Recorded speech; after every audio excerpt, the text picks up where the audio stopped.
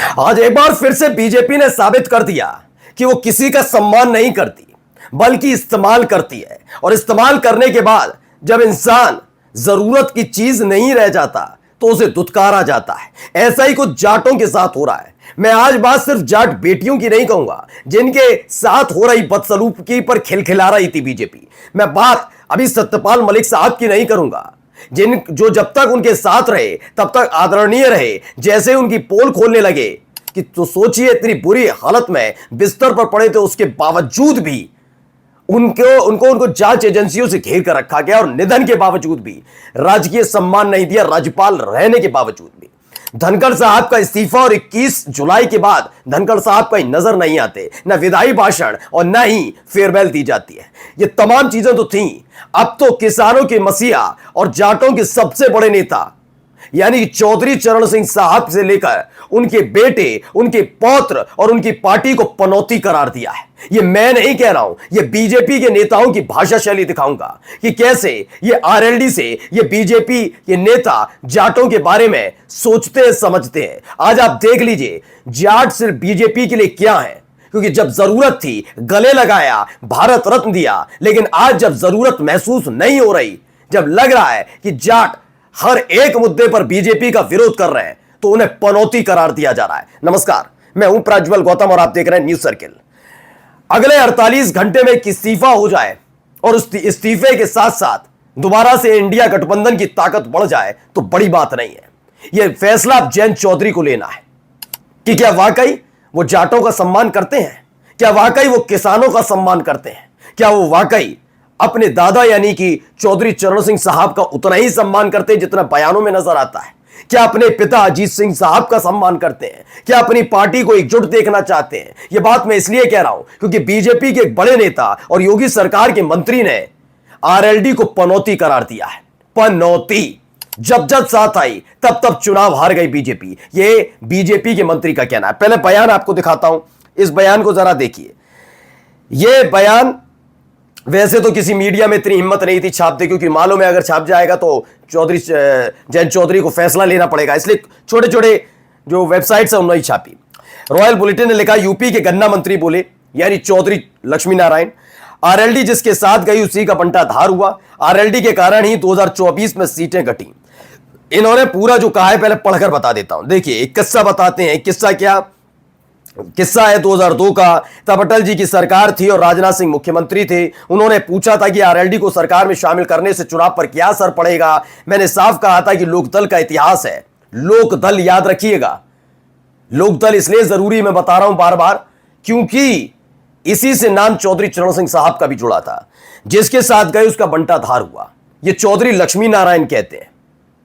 या आज भी अपनी पार्टी बना दे तो इनके अपने लोग इन्हें वोट ना दें, ये चौधरी चरण सिंह साहब पर टिप्पणी करेंगे। चलिए, कुछ दिन बाद मेरी बात सच हो गई। आरएलडी एनडीए में शामिल हुई और राजनाथ सिंह के नेतृत्व में मात्र 86 विधायक जीते। बाद में अटल जी की सरकार भी चली गई।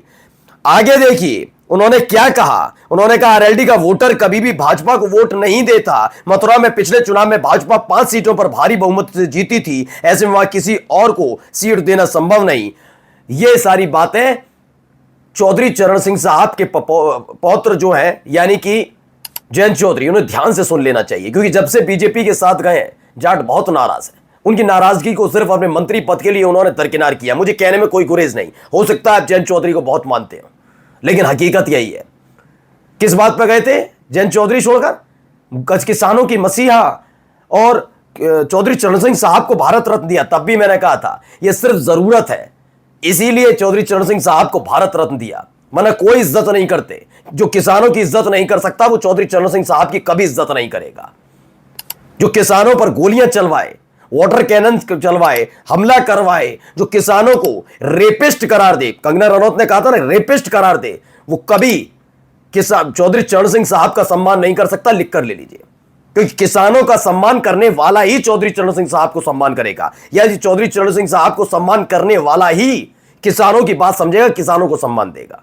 ये दोनों चीजें अलग अलग नहीं हो सकती कि किसानों को भला बुरा कहने वाला चौधरी चरण सिंह साहब की इज्जत करता है, नहीं, और जो किसानों का भला सोचता है वो चौधरी चरण सिंह साहब के बारे में गलत सोचेगा, ऐसा नहीं हो सकता। दोनों चीजें एक साथ ही होंगी।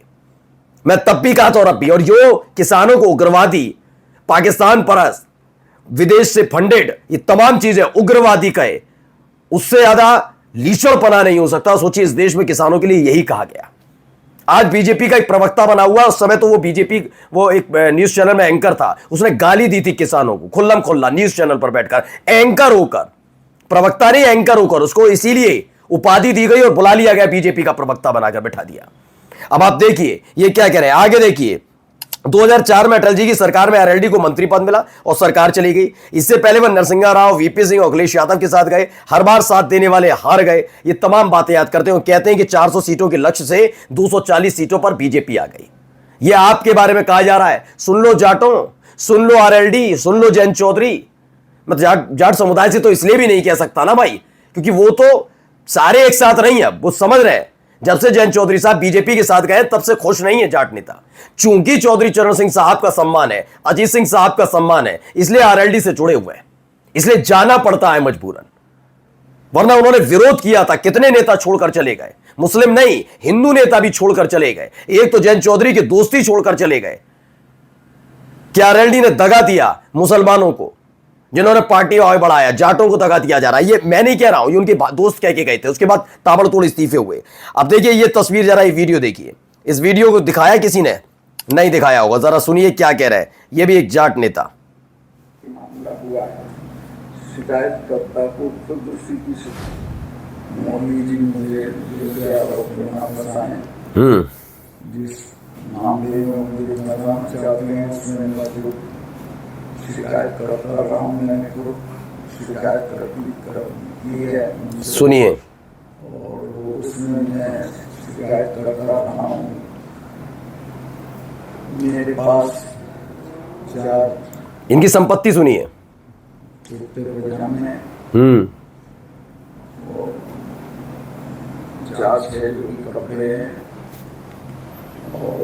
सोचिए, ये सतपाल मलिक जब तक बीजेपी की हिमायत करते रहे, मोदी शायद की हिमायत करते रहे, सराखों पर बैठे रहे, अलग अलग राज्यों में राज्यपाल रहे, जब पोल खोलनी शुरू की तो जब ये अस्पताल के बिस्तर पर जिंदगी और मौत से लड़ रहे थे, जूझ रहे थे, जांच एजेंसियां इनसे सवाल कर रही थी, ये हश्र किया था। याद करिए वो जाट बेटियां जो दिल्ली की सड़क पर बैठकर आंदोलन कर रही थी, कैसे मुस्कुरा रही थी बीजेपी। कहां है जगदीप धनखड़ साहब? पूछा है किसी ने? ये देखिए कि हमारे पूर्व उपराष्ट्रपति जगदीप धनखड़ स्वस्थ हैं। अचानक आनंद फानन में आधी रात को इस्तीफा देने के बाद से हमारे उपराष्ट्रपति महोदय कहां हैं? राहुल गांधी कहां जाते हैं, क्या खाते हैं, क्या पीते हैं? ये खबर रखने वाली गोदी मीडिया अभी तक एक बाइट नहीं ले पाई। आखिर हुआ क्या था?